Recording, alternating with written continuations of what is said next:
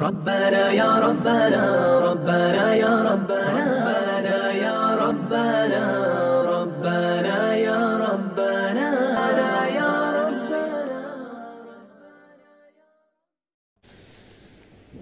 میری کئی سالوں کی نمازیں اور روزے قضا ہیں تو ان کو ادا کرنے کا کیا طریقہ ہے؟ کئی سالوں کی نمازیں اور روزے ادا کر لیں، یہ طریقہ ہے،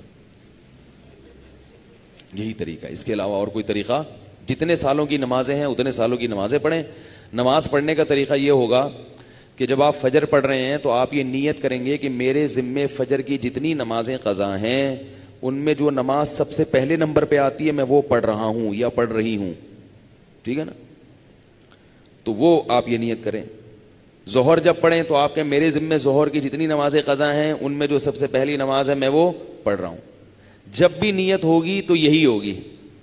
جب آپ دوبارہ فجر پڑھیں گے پھر آپ یہی نیت کریں گے میرے ذمے فجر کی جتنی نمازیں ہیں ان میں سب سے پہلی نماز، کیونکہ وہ جو آپ نے پڑھ لی ہے نا وہ تو ذمے میں رہی نہیں ہے، نہیں یاری نا، وہ تو ذمے میں رہی نہیں ہے، تو وہ خود بخود دوسری نماز پہلے نمبر پہ آ جائے گی ان نمازوں میں جو آپ کے ذمے میں ہیں. سمجھ رہے ہو؟ اسی طرح آپ ایک ڈائری میں نوٹ کر لیں کہ کتنے سال کی نمازیں، اندازہ ہی ہوگا، یقین تو نہیں ہو سکتا. کتنی سال کی فجر ہے، بعض لوگ فجر کم پڑھتے ہیں ظہر زیادہ پڑھتے ہیں تو وہ ظہر کم رکھیں فجر زیادہ رکھیں، ٹھیک ہے نا؟ تو جمعے کتنے آئے ہیں یہ سارا حساب کر کے ایک اندازہ ہی ہوگا، اس کا یقین نہیں ہو سکتا. تو اندازے سے کر لیں اور جتنی جتنی نمازیں پڑھتے جائیں ڈائری میں سے وہ کاٹتے جائیں. بعض لوگ ڈائری کا نظام نہیں رکھتے، حافظے پر اعتماد کرتے ہیں، وہ ساری زندگی کنفیوز رہتے ہیں، پڑھتے رہتے ہیں، ان کو یہ نہیں پتہ چلتا کہ ہوئی ہے کہ نہیں ہوئی ہے. اس لیے حافظے پر اعتماد نہ کریں، ڈائری میں باقاعدہ نوٹ کریں اور جتنی نمازیں ہوتی جا رہی ہیں ان کو کاٹتے چلے جائیں. تو انشاءاللہ یہ نمازیں آپ کی امام مہدی کے آنے سے پہلے پہلے، جس اسپیڈ سے آپ پڑھ رہے ہیں اس میں تو یہی ہے کہ امام مہدی کے آنے سے پہلے پہلے یہ نمازیں آپ کی امید ہے کمپلیٹ ہو جائیں. تو بھائی 24 گھنٹے میں کم از کم ایک دن کی نماز لازمی پڑھو. ایک دن کی بھی نہیں پڑھ رہے تو پھر گناہ ہونے کا خطرہ ہے بہت سخت. اور ایک دن کی اگر پڑھ رہے ہو تو اگر موت آ گئی تو وصیت کر کے جاؤ، تو اللہ کی رحمت سے امید ہے اللہ تعالیٰ معاف کر دیں، کیونکہ انسان اس سے زیادہ کا مکلف نہیں ہے نا. اب ایک دن میں 5 نمازیں فرض بھی پڑھنی ہے، پھر قضا بھی پڑھنی ہے، تو اور بھی تو کام کرنے ہیں نا.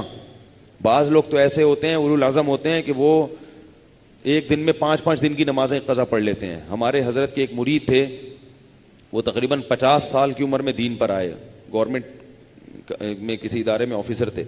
50 سال کی عمر میں جب آئے ہیں تو ایسا انقلاب آیا ان میں کہ انہوں نے 50 سال کی عمر میں عالم بھی بنے، وہ حافظ بھی بنے، اور میرا خیال ہے کتنے 40-50 سال کی قضائے عمری انہوں نے ایک سال میں نمٹا لی.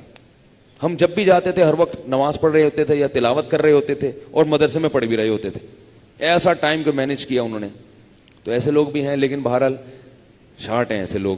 تو آپ ایسے نہ بنیں، اتنا ہی کر لیں کہ 24 گھنٹے میں کم از کم ایک دن کی. پھر قضاء عمری پڑھنے کا کوئی ٹائم متعین نہیں ہے. فجر کے وقت میں ظہر کی پڑھ سکتے ہو، ظہر کے وقت میں فجر کی پڑھ سکتے ہو، مکروہ وقت نہ ہو. مکروہ وقت جو سورج نکلتے ہوئے، زوال کے وقت اور سورج غروب ہوتے ہوئے.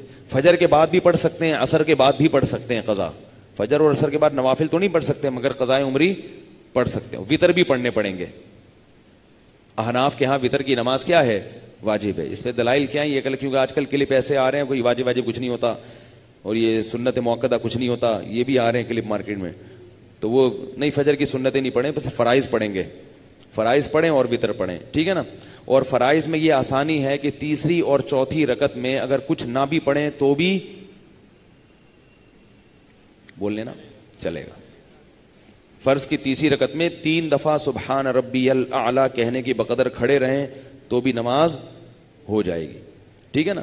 تو فجر یعنی فرض کی تیسری اور چوتھی، وطر میں تیسری رکعت میں پڑھنا پڑے گا. فرض کی تیسری چوتھی رکعت میں چاہیں آپ مختصر قرات کر لیں، تیسرا کلمہ پڑھ لیں تو یہ بھی ٹھیک ہے. بہتر ہے سورہ فاتحہ پڑھیں تو زیادہ بہتر ہے. تو یہ بھی، اور اس سے نماز آپ کی مختصر ہو جائے گی. سبحانک اللہم و بحمدک، نشہد ان لا الہ الا